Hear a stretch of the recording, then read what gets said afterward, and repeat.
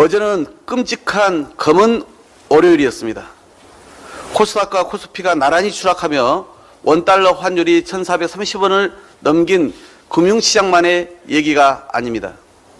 대통령 자신이 출근길 문답에서 나라 전체를 또다시 혼돈의 도가니에 몰아넣으며 국민 전체를 위험에 빠뜨렸기 때문입니다. 진상규명의 당사자인 대통령이 진상규명을 요구하는 적반하장에 이어 여당은 기다렸다는 듯 언론사 항의 방문에 나섰습니다. 대통령실은 당시 무려 13시간 만에 황당한 해명을 내놓고선 이제 와서 기자들 질문이 잘못됐다며 아까운 순방 13시간을 허비했다는 궤변을 덧붙였습니다. 새끼라는 욕설의 대상이 미국 의회가 아니라 대한민국 야당이랄 땐 언제고 이번엔 야당이 아니라고 또 말을 바꿨습니다. 대통령과 대통령실은 어떤 사람을 계속해서 속일 수 있고 모든 사람을 잠시 동안 속일 수 있지만 모든 사람을 계속해서 속일 수 없다는 말을 명심하기 바랍니다. 대통령실 출입 영상기자단은 급기야 직접 성명서를 내고 이번 사태를 왜곡과 짜깁기로 몰아가는 것에 항의했습니다. 오히려 대통령실이 해당 영상을 어떻게 해줄 수 없냐고 무마를 시도했는데 결국 사실을 사실 그대로 보도한 것을 문제 삼고 있는 셈입니다.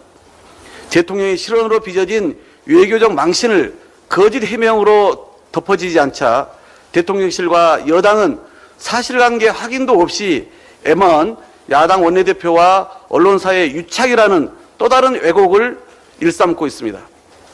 대통령의 말실수와 거짓 해명으로 자초한 일인 만큼 대통령과 정부 여당은 뻔뻔한 반박과 치졸한 조작으로 국민을 더 이상 기만하지 말고 이제라도 국민께 백배 사죄하기 바랍니다.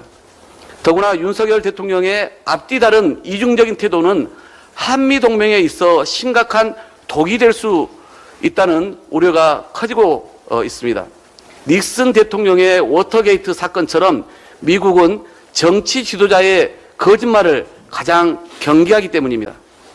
민주당은 오늘 의총을 거쳐 박진 외교부 장관 해임 건의안을 발의할 예정입니다. 졸속과 무능, 굴욕과 빈손, 막말로 점철된 사상 최악의 근본 순방 외교 대참사에 대한 주무부처 장관으로서의 책임을 묻는 것입니다.